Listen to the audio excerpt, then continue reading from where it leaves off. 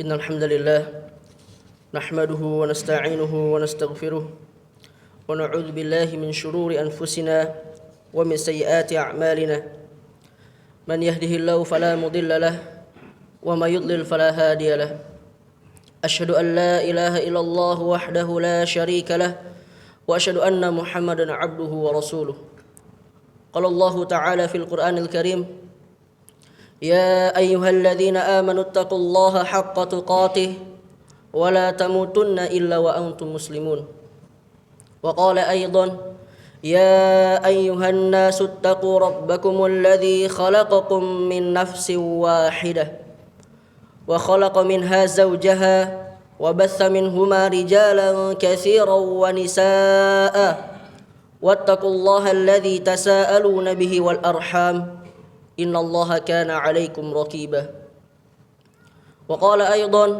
يا أيها الذين آمنوا اتقوا الله وقولوا قولا سديدا يصلح لكم أعمالكم ويغفر لكم ذنوبكم ومن يطع الله ورسوله فقد فاز فوزا عظيما أما بعد فإن أصدق الحديث كتاب الله وخير الهدي هدي محمد صلى الله عليه وسلم وشر الأمور محدثاتها وكل محدثة بدعة وكل بدعة ضلالة وكل ضلالة في النار أو إلى النار أما بعد معاشر المسلمين rahimani wa rahimakumullah.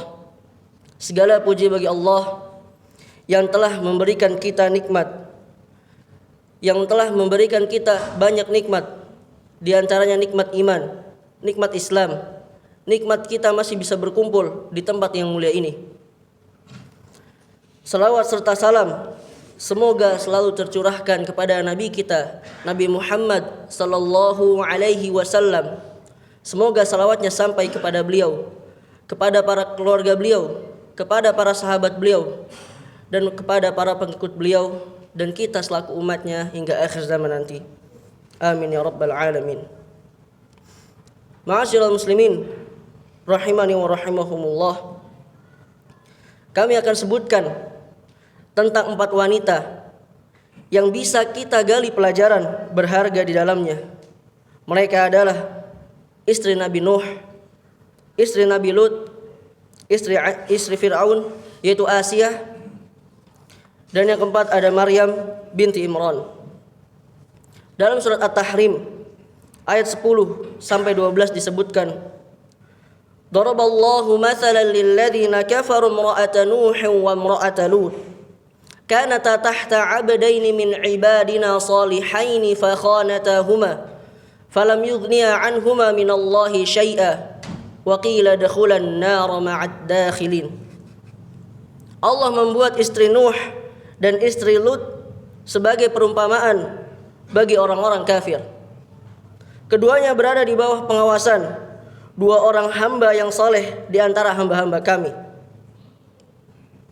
Lalu kedua istri itu berkhianat kepada suaminya, maka suaminya itu tiada dapat membantu mereka sedikit pun dari siksa Allah, dan dikatakan kepada keduanya, masuklah ke dalam jahanam bersama orang-orang yang masuk. Ayat selanjutnya, wa daraballahu mathalan lilladzina amanu imra'ata fir'aun idh qalat rabbi ibni li 'inda baitika fil jannah idh qalat rabbi ibni li 'indaka baitan fil jannah wa najjini min fir'auna wa 'amalihi wa najjini minal qaumil zalimin. Dan Allah membuat istri Fir'aun perumpamaan bagi orang-orang yang beriman ketika ia berkata, ya Rabbku, bangunkanlah untukku sebuah rumah di sisimu. Bangunkanlah untukku sebuah rumah di sisimu dalam Firdaus, yaitu di dalam surga, dan selamatkanlah aku dari Fir'aun dan perbuatannya, dan selamatkanlah aku dari kaum yang zalim. Kemudian ayat selanjutnya, wa Maryam binata Imran allati ahsanat farjaha fanafakhna fihi min ruhina wa saddaqat bi kalimati rabbiha wa kutubihi wa kanat minal qanitin. Dan ingatlah Maryam binti Imran yang memelihara kehormatannya, maka kami tiupkan ke dalam rahimnya sebagian dari ruh, dan dia membenarkan kalimat Rabb-Nya dan kitab-kitabnya, dan dia adalah termasuk orang-orang yang taat. Penjelasan dari 3 ayat di atas adalah yang dimaksud dengan wanita yang berada di bawah pengawasan 2 orang hamba yang soleh, yaitu adalah istri Nabi Nuh dan istri Nabi Lut alaihi wassalam. Kedua istri tersebut mengkhianati suaminya dalam hal agama, karena keduanya tidak mengikuti agama kepada suaminya. Inilah yang dimaksud berkhianat dalam ayat ini. Berkhianat yang dimaksud Allah sifatkan bukanlah berkhianat dalam hal nasab ataupun ranjang, karena istri Nabi tidaklah pernah melacurkan diri sama sekali. Allah tidaklah menjadikan istri Nabi itu sebagai pelacur lantaran kedurhakaan mereka dalam hal agama. Allah katakan, maka suaminya Nabi Nuh dan Lut tiada dapat membantu mereka sedikit pun dari siksa Allah. Dan dikatakan kepada keduanya, masuklah ke dalam jahanam bersama orang-orang yang masuk. Dalam tafsir Al-Jalalain disebutkan bahwa istri Nuh itu bernama Wahilah. Ia mengatakan pada kaumnya bahwa suaminya itu majnun.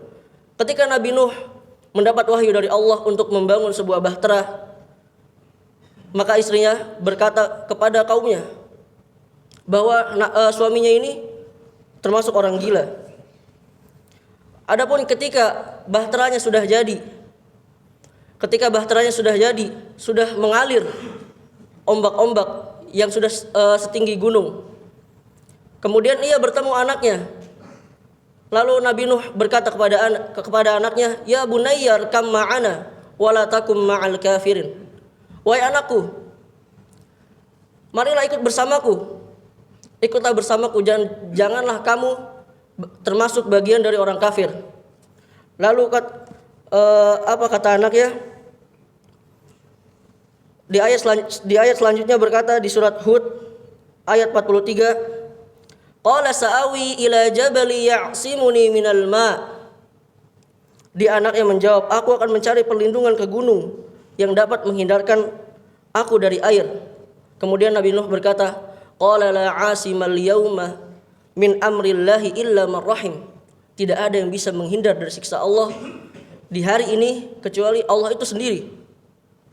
Wa hala bainahumal mauju wa kana minal mughraqin. Dan kemudian mereka berdua terhalang oleh ombak, dan anak Nabi Nuh termasuk orang yang ditenggelamkan, anak dan istrinya. Sedangkan istri Nabi Lut bernama Wa'ilah, ia tunjukkan pada kaumnya bahwa ada tamu yang datang pada malam hari. Jadi ketika itu ada 2 orang malaikat yang menyamar sebagai manusia yang tampan datang kepada Nabi Lut pada malam hari. Untuk apa? Untuk mengabarkan bahwa kaumnya ini besok akan diazab.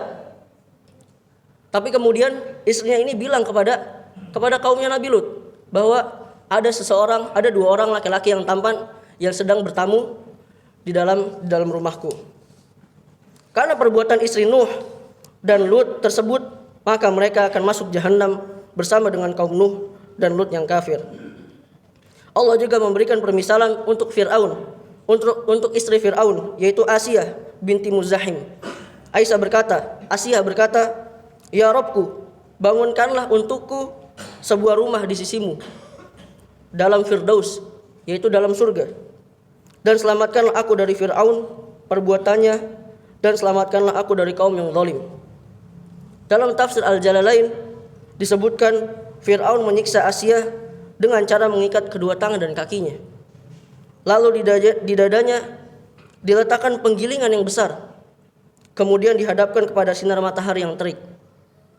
Bila mana orang yang diperintahkan oleh Fir'aun untuk menjaganya pergi, malaikat menaungi Asiyah dari sengatan sinar matahari. Allah sifatkan Asiyah dengan iman dan tunduk pada Rabb-Nya. Asiyah pun meminta kepada Allah dengan permintaan paling mulia, yaitu untuk masuk surga, berada di sisi Allah, dan ia meminta kepada Allah diselamatkan dari kezaliman Fir'aun dan perbuatannya yang jelek.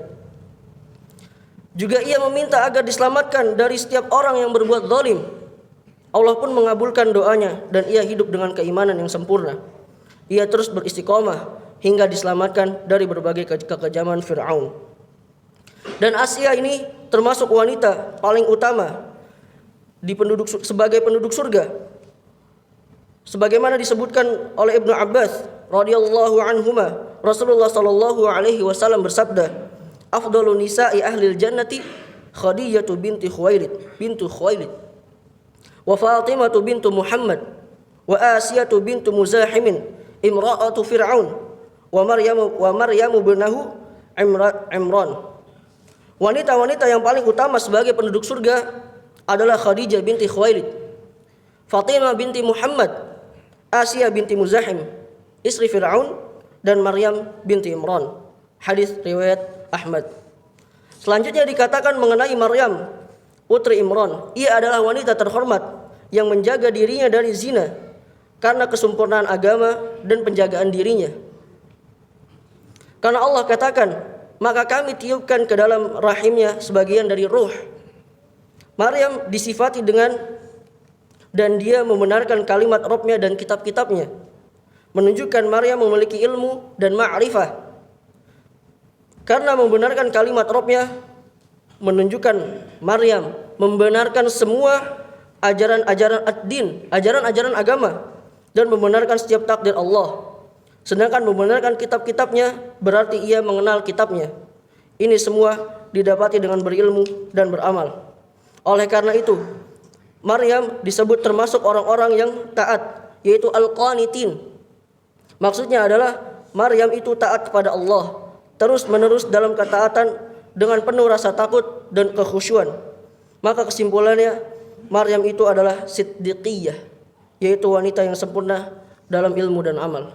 Aqulu qauli hadza astaghfirullah li wa lakum.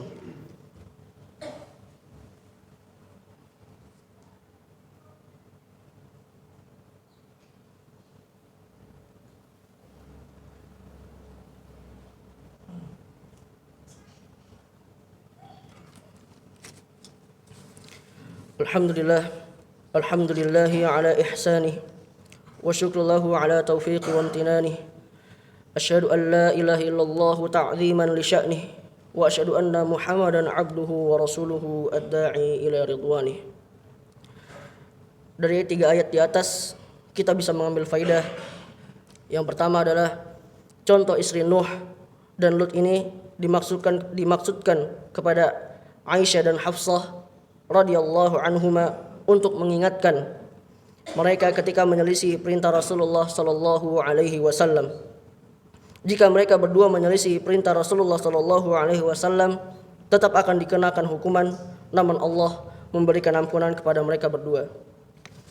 Faedah yang kedua adalah contoh istri Fir'aun di sini untuk memotivasi orang beriman untuk bersabar sebagaimana kesabaran Asiyah menghadapi suaminya sendiri. Padahal ia adalah istri yang lemah yang berada di penguasaan suami yang sombong dan angkuh. Ia mau bersabar berkat taufik dan hidayah dari Allah.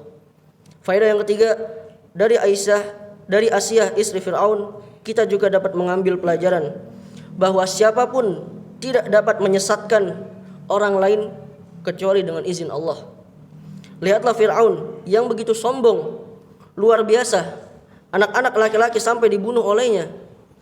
Ia menyiksa manusia begitu kejinya. Namun sayangnya istrinya sendiri tak bisa ia ubah hatinya. Istrinya Aisyah tetap terus berada di atas iman dan petunjuk. Faedah yang keempat, kenapa Maryam dijadikan contoh dalam surat At-Tahrim? Karena siapa saja wanita yang menjaga kemaluannya dari perbuatan zina yang haram, maka Allah akan memuliakannya dan akan membalasnya dengan pahala berlimpah. Dan penyebutan Maryam di sini untuk membantah orang-orang Yahudi yang menuduh Maryam berzina. Padahal Maryam adalah wanita yang benar-benar menjaga kesuciannya. Jadi tuduhan berzinaan pada orang yang beriman yang baik-baik tidaklah bermanfaat sama sekali. Faedah yang kelima, baiknya suami belum tentu menunjukkan baiknya istri atau sebaliknya. Yang keenam, seseorang tidak bisa memberikan hidayah iman kepada siapapun. Dan yang terakhir adalah Nabi tidak mengetahui perkara gaib karena bentuk khianat di sini tanpa diketahui sebelumnya. Demikian khutbah ini, semoga Allah selalu memberikan kita taufik dan hidayah dan menjauhkan kita dari siksanya. Innallaha wa malaikatahu yusholluna 'alan nabi. Ya ayyuhalladzina amanu shallu 'alaihi wa sallimu taslima. Allahumma shalli 'ala Muhammad wa 'ala ali Muhammad kama shallaita 'ala Ibrahim wa 'ala ali Ibrahim innaka Hamidum Majid. Wa barik 'ala Muhammad wa 'ala ali Muhammad kama barakta 'ala Ibrahim wa 'ala ali Ibrahim innaka Hamidum Majid. Allahumma ighfir lil muslimina wal muslimat wal mu'minina wal mu'minat al ahya'i minhum wal amwat innaka sami'un qaribun mujibud da'wah ya qadiyal hajah. Rabbana la tuzigh qulubana ba'da idh hadaitana wa hab lana min ladunka rahmah innaka antal wahhab. Allahumma inna nas'aluka al-huda wat tuqa wal 'afafa wal ghina. Allahumma kfina bihalalika an haramika wa aghnina bifadlika amman siwak. Allahumma aslih ulata umurina. Allahumma aslih ulata umurina. Allahumma aslih ulata umurina. Rabbana atina fid dunya hasanah wa fil akhirati hasanah wa qina adzaban nar. Wa sallallahu ala nabiyyina Muhammadin wa ala alihi wa ashabihi wa man tabi'ahum bi ihsanin ila yaumiddin. Wa akhiru da'wana alhamdulillahi rabbil alamin. Aqimus salat.